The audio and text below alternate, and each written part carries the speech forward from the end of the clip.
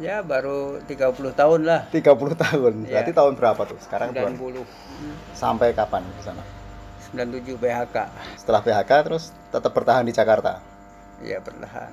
Mencoba pertanian. Oke. Gagal. Saya berpikir bahwa kalau kerja sama orang pasti ada PHK.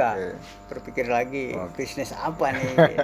Kepikiran nasi goreng itu ya kayaknya kalau nasi goreng makanan pokok itu banyak yang nyari. Bikin nasi goreng gini modalnya kira-kira berapa nih Cak? Beli kompor nih. Andalan. Analisa dagang jalanan. Selamat datang di Andalan. Andalan ini adalah program untuk menganalisa usaha-usaha yang dilakukan oleh orang-orang di jalanan dalam membangun bisnisnya. Tidak terlalu muluk-muluk, dengan cara berpikir yang sederhana, tapi bisa survive. Saya bilang survive karena kalau saya bilang sukses nanti parameternya berbeda-beda. Jadi di survive karena beliau bisa berjalan di situ bertahun-tahun, mungkin ada yang puluhan tahun. Nah, pada program Andalan episode pertama ini, saya akan mewawancarai seorang yang luar biasa. Dia adalah korban PHK pada tahun 97 di mana Indonesia mengalami krisis moneter. Dan dia kemudian beralih menjadi penjual nasi goreng. Dan usahanya bisa berlanjut dari keliling-keliling sampai akhirnya dia sekarang mangkal dan bisa bertahan 20 tahun. Bisa mempunyai 2 rumah di Jakarta dan di kota asalnya di Solo. Dan bisa menyekolahkan anaknya sampai sekarang yang pertama sudah bekerja di Telkom. Oke. Langsung saja kita menuju ke TKP untuk melihat dan mewawancarai orang korban PHK ini yang bisa survive berjualan nasi goreng.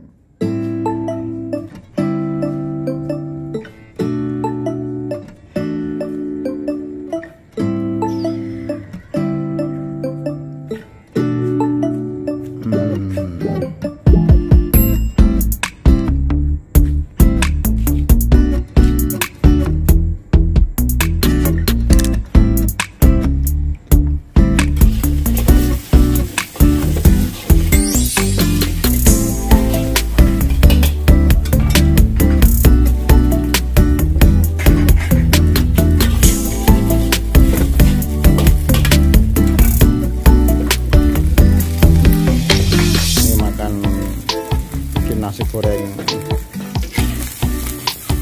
goreng apa tadi? Ati ampela. Nasi goreng ati ampela. Wis.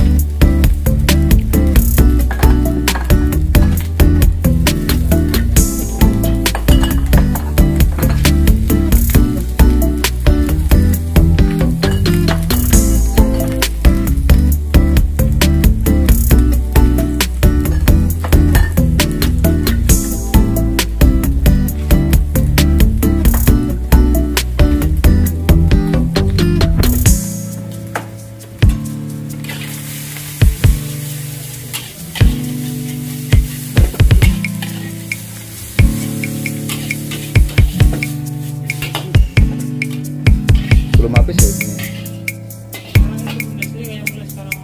Oh iya.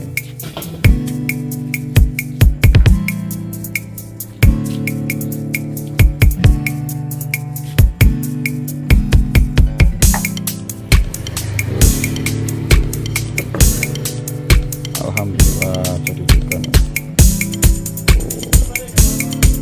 Kita coba makan. Kita cicipin ya. Bismillahirrahmanirrahim.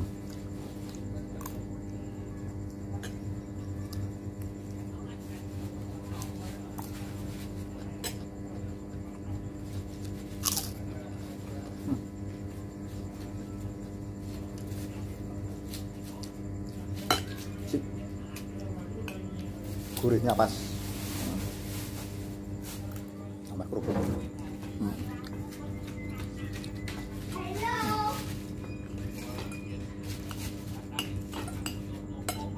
Makasih, makasih. Ya. Bis.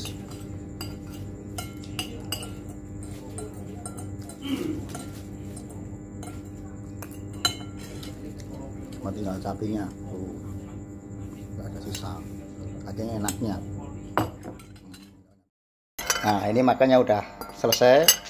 Waktunya kita nanya-nanya sama yang jualan. Nah, gimana prospek bisnis nasi goreng? Dia bisa berapa lama udah ada di sini? Mulainya seperti apa dulu? Nah, kita tanya-tanya, barangkali bisa menjadi inspirasi di saat-saat seperti ini, orang banyak PHK misalnya gitu. Nanti seperti apa caranya? Nama siapa, Cak? Nur Rahman Abdullah, Cak Nur. Cak Nur. Saya kenalnya Cak Nur, baru kali ini tahu nama lengkapnya. Nur Rahman Abdullah. Asli dari mana? Asli Solo. Solo. Di Jakarta udah sejak kapan? Ya baru 30 tahun lah. 30 tahun. Ya. Berarti tahun berapa tuh? Sekarang 90. 90. Ini mulai di Jakarta dulu langsung jualan nasi goreng atau Enggak, enggak?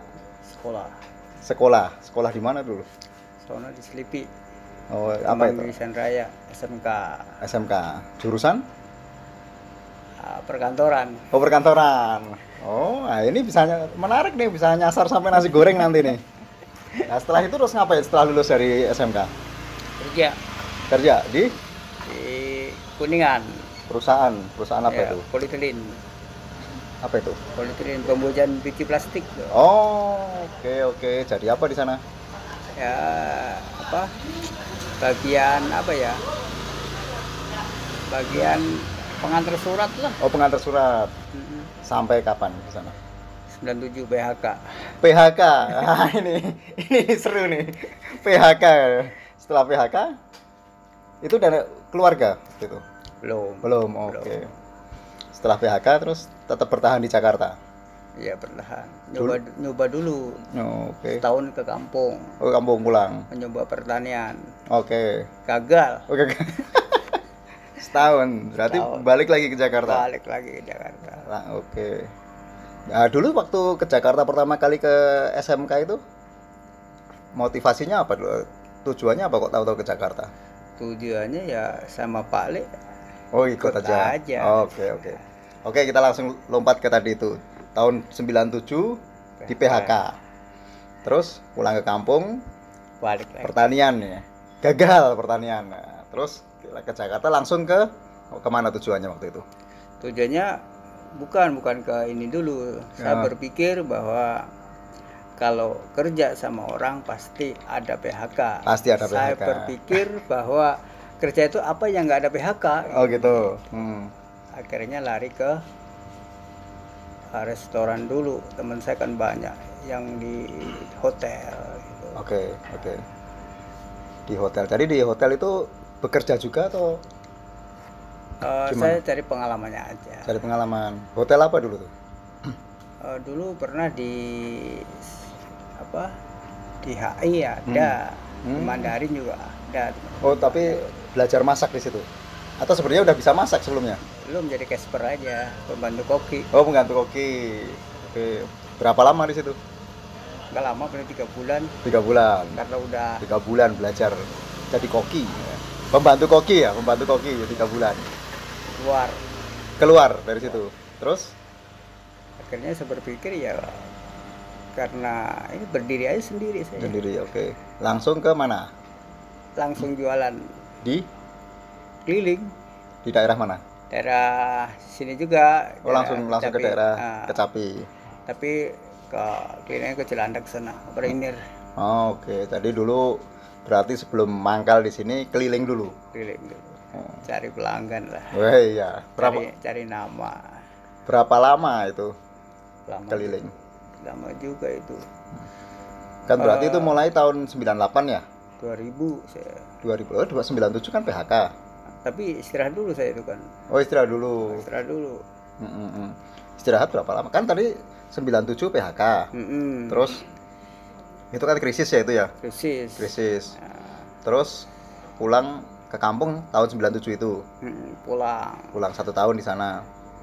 Ya berhenti pertanian tadi gagal. Gagal. Nah, berarti kan setahun 98 dong ke sini. Atau di sana istirahat dulu setelah setahun gagal itu? Setahun gagal ya istirahat dulu. Kampung. Oke. Berpikir lagi bisnis apa nih? Nah, terus kok kepikiran nasi goreng? Hah? Ya gimana ya? Kepikiran nasi goreng itu ya kayaknya kalau nasi goreng makanan pokok itu banyak yang nyari. Oke, gitu. sesimpel itu ya ini ya. Iya. Terus langsung apa yang dilakukan? Ada modalnya dari mana tuh? Modal alhamdulillah sih ada. Bikin gerobak sendiri. Pokoknya semua dikerjain Bikin Bikin sendiri Oke. semuanya. Tapi kan kalau kayak kompor ini kan harus beli kompor terus. Kalau kompor sih beli ya. Nah, pasti kan ada uang yang keluar kan, nggak mungkin nggak ini. Alat-alatnya itu kan pasti Ya, sisa-sisa PHK. sisa-sisa PHK masih punya di sini. Oke. Kalau nah itu tapi ya udah lama sih ya. Gerobaknya apa gerobak ini dari dulu atau Masih ini dulu. Dari awal ini. Aslinya masih ini. Oke, ini bikin sendiri ya? Iya. Bikin sendiri. Kalau di hitung modal ya, misalnya bikin gerobak kayak gini berapaan sih? Kalau sekarang ya, kalau dulu mungkin murah ya. Dulu aja sudah 1 jutaan lebih. 1 juta dulu. Sekarang sekitar 4 jutaan. 4 juta ya, 4 juta. Berarti kalau misalnya bikin nasi goreng kayak gini, hitung-hitung modal ya, maksudnya yang nggak usah yang bawa meja kursi yang nongkrong dulu, nggak usah. Bikin nasi goreng gini modalnya kira-kira berapa nih, Cak? Beli kompor nih, beli itu. Ini apa nih bahan nasi goreng atau bahan Nggak, untuk bikin alatnya dulu. Alatnya ya sekitar 4 juta itu. Semuanya udahan. Udah sama Iya. sama kompor sama ini ya. Nanti coba sekitar 4 juta. kita cek ya, maksudnya harga-harga kayak gini tuh. Saya soalnya pernah punya, tapi bukan gerobak sih, yang aluminium itu bikin dulu udah 2 juta tuh gerobaknya doang. Itu 4 juta kan udah berarti sama piring sama ini semuanya kan. Oke. Nah, dulu kan berarti awalnya kan keliling tuh cari market ya. Cari apa? Cari nama lah. Cari nama. Waktu langsung nasi goreng itu waktu belajar jadi koki itu. Ya di situ. Terus habis itu langsung uji coba. Perhatiin bumbunya dulu deh, bumbunya. Bumbunya rahasianya apa gitu ya. Nah, waktu pertama kali jualan keliling pertama hasilnya langsung bagus nggak? Keliling pertama itu saya semalam itu dapat uang 80.000. 80.000 itu berapa pelanggan?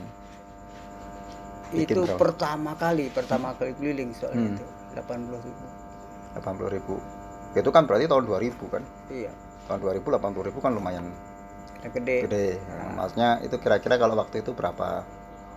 Maksudnya habis atau sisa banyak atau sisa. Sampai separuhnya sisanya? Separuh ya. Namanya baru-baru keliling soalnya.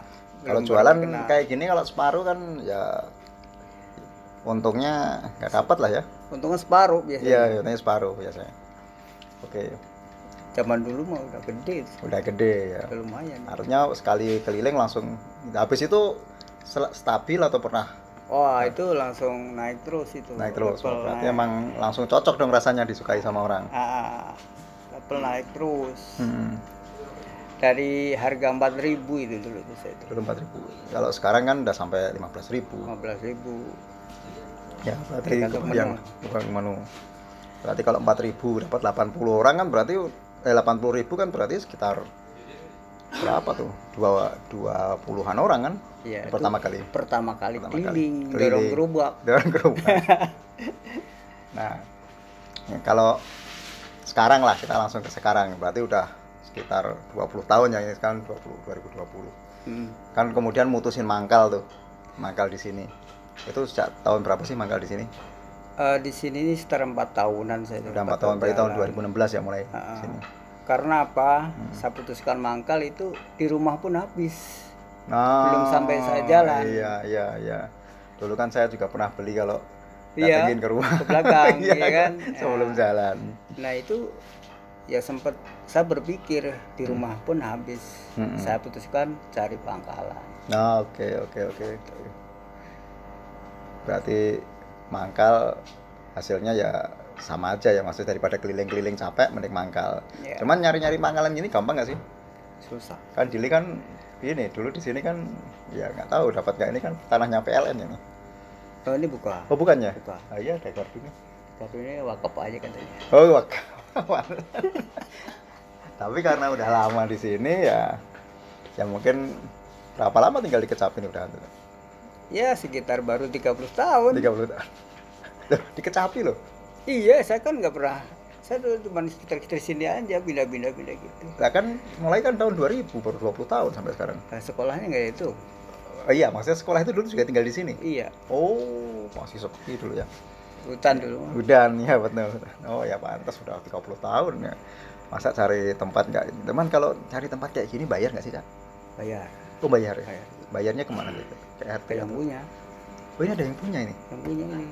Oh, bukan tanah umum. Ini milik pribadi. Sampai ininya? Kalau ini kan wakaf cuma numpang. Oh, oke. Ini ada yang punya. Ada yang punya. Nah, sekarang saya mau analisa bisnis ya, Cak. Tadi kan ini kan channelnya khusus analisa bisnis jalanan kan. Jadi Iya. bisnis. Jadi ya orang tuh kalau misalnya ini yang sekarang aja. Kan tadi udah modal barangnya udah kelihatan. Sewa tuh sebulan berapa kalau itu? Sebuah tempat. Ya, 700. 700. Oke. Nah, kalau sehari jualan dapat berapa? Sekarang. Kalau Rata-rata aja. kalau sekarang mau musim corona ini beda jauh soalnya. Jauh ya? Jauh. Kalau dulu sebelum corona? Ya lumayan lah. Semalam tuh bersih itu bisa 300. 300. Oh, bersihnya enggak, jualannya. Jualannya sampai ya kadang nyampe 1 juta ya. Oh, 300 ya lumayan. Berarti jualan kan dari jam habis pada maghrib sampai jam 12 tutup.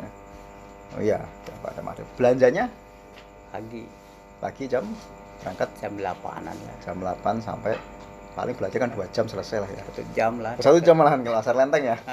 Iya. 1 jam lah paling kelar. 1 jam kelar. Oke. Berarti jualan habis dapat 1 juta, biasanya kan untungnya 50%, harusnya kan untungnya 500 lah ya. Itu kalau emang dapat segitu ya 50%. Semenjak tahun berapa itu, semenjak krisis kesini itu susah taruh 50-50 itu susah. Ya karena mah harga 30% lah ya berarti kalau tadi ya. 1 juta. Nah kalau sejak corona nih turun. Wah drastis itu. Drastis ya? Berat. Oh berat. Tapi masih. Ya alhamdulillah sih, karena mungkin udah banyak pelanggan ya. Ya sekarang kan, tapi alhamdulillah jalan. Nanti ada online juga ya. GoFood udah ada. GoFood terus ada di GoFoodnya, nanti GoFoodnya kita tulis di layar ya. Ini terus Instagram ada ya? Instagram ada. Instagramnya apa? Hah? Maksudnya apanya nih? Ini akun Instagramnya. Lupa saya. nanti kita cek lah habis ini. Ada. Apa nanti bisa ditulis di situ. Kalau nomor telepon nanti saya tampilkan juga di situ. Barangkali daerah-daerah Jagakarsa ini pengen yang beli, order telepon kan bisa. Gitu. Bisa. Oke. Nah sekarang kisah lebih dari itunya, suksesnya lah. Setelah ini kan udah 20 tahun jualan. Berarti kan udah keluarga. Ya. Mulai tahun berapa berkeluarga? Tahun 2000. 2000. Oh 2000 setelah jualan di sini? Ini berangkat jualan. Baru nikah berangkat jualan gitu. Oh gitu. Istri orang mana? Nggak jauh sih, tangga. Oh di kampung juga. Kampung. Oke. Terus habis itu tapi dulu kan ngontrak di situ ya tinggalnya. Kalau sekarang udah punya rumah sendiri. Alhamdulillah. Jadi Cak Nur ini udah sukses buat rumah di kampung. Di kampung punya rumah kan? Alhamdulillah punya rumah di kampung. Di sini juga punya rumah. Di Jakarta loh, ini bukan di pinggiran di luar Jakarta, tapi di Jakarta ini. Anak udah gede-gede ya? Alhamdulillah satu kerja udahan. Oke. Telkom. Oh di Telkom? Telkom mana?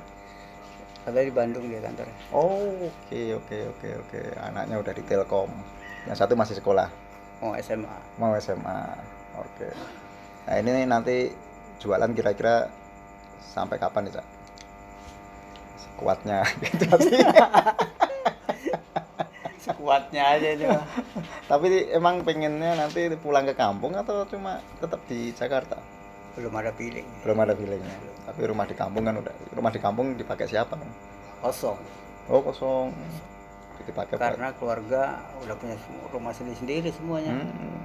Tapi kalau nggak ditempatin kan rusak rumah. Tapi ya ada yang bersihin sih ada.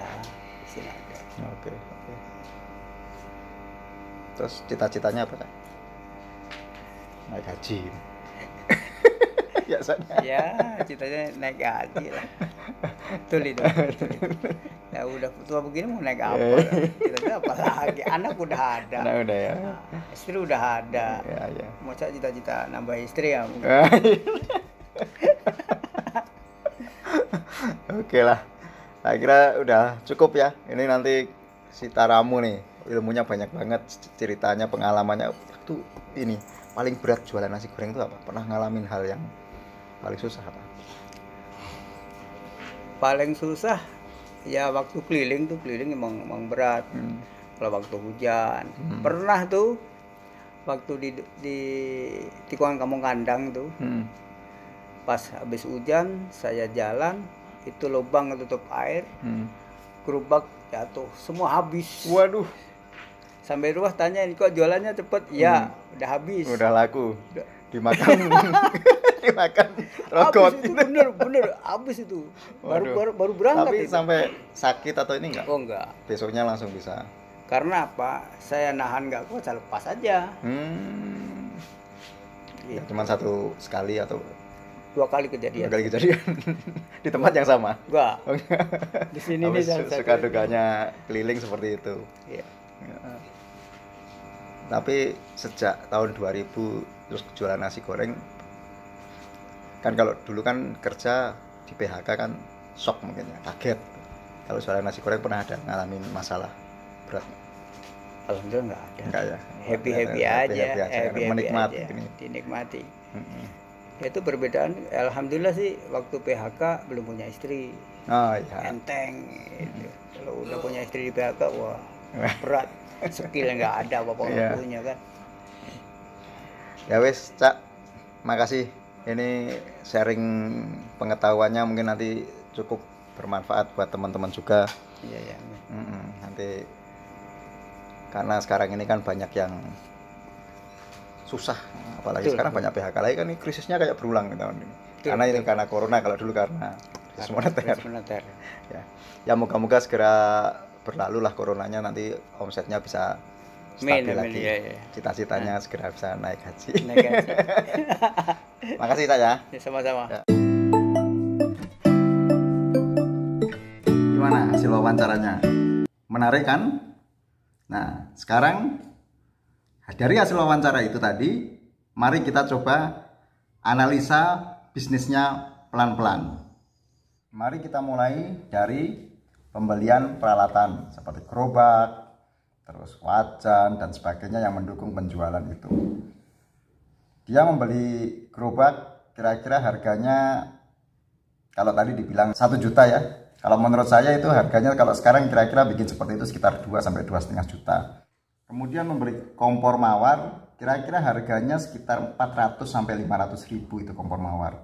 Kemudian membeli 1 set peralatan dan sebagainya, piring, gelas, sendok, itu anggaplah kita budgetkan sekitar senilai 500 ribu. Nah, kalau kita bikin rangkumannya kira-kira seperti ini. Gerobak 2,5 juta, kompor mawar 500 ribu, peralatan pendukung 500 ribu, lain-lain kita kasih cadangan 500 ribu. Jadi total kebutuhannya untuk peralatan adalah 4 juta rupiah. Itu adalah peralatan yang dibutuhkan untuk berjualan nasi goreng. Kita nggak bicara yang mangkal dulu ya, nanti yang didorong-dorong dulu aja. Nah, sekarang kita membahas tentang operasional harian. Berdasarkan wawancara, dia mendapatkan penghasilan sehari 1 juta. Kalau kondisi stabil ya, sebelum kondisi sekarang ada masalah. dengan keuntungan bersih 300.000. Saya agak surprise juga 300.000. Biasanya kalau makanan itu untungnya bisa 50% dari omset, tapi ini 300.000 konservatif aja kita hitung seperti itu. Nah, selama 1 bulan, anggaplah dia berjualan itu hanya 25 hari, dia mendapatkan penghasilan bersih 7.500.000 rupiah setiap bulan. Wah, lebih tinggi dong dari UMR DKI yang cuma 4,2 juta. Oke, kita buat juga rangkuman analisa hariannya. Omset yang dia dapatkan adalah 1 juta rupiah. Kemudian modal yang dia keluarkan setiap hari adalah 700.000 rupiah. Setelah kita kurangkan antara pendapatan dan modal, maka keuntungan bersih setiap harinya adalah 300.000 rupiah. Kemudian kita bawa analisa ini ke dalam hitungan 1 bulan. Anggaplah orang ini bekerja 25 hari dalam 1 bulan karena kan dia butuh libur juga. Maka pendapatan bersih 1 bulannya itu adalah 25 hari kali 300.000 sama dengan 7,5 juta. Kalau kita bandingkan dengan UMR DKI tahun 2020 yang senilai 4,276 juta, tentu hasil ini jauh lebih tinggi. Tapi jangan langsung ke situ. Masih ada pengeluaran lain yang harus diperhitungkan. Kalau kita bicara di bisnis pelajaran biasanya kan ada penyusutan barang, alatnya menyusut dan sebagainya. Anggaplah itu jadi biaya lain-lain. Oke, kita hitung ya. Biaya penghasilan bersih selama 1 bulan dikurangin depresiasi alat, dikurangin biaya sewa dan biaya lain-lainnya. Kira-kira hasilnya berapa nih? Mari kita coba bikin simulasi penghasilan bulanannya. Penghasilan bulanan yang didapat adalah 7,5 juta. Kemudian dikurangi dengan sewa tempat 700.000.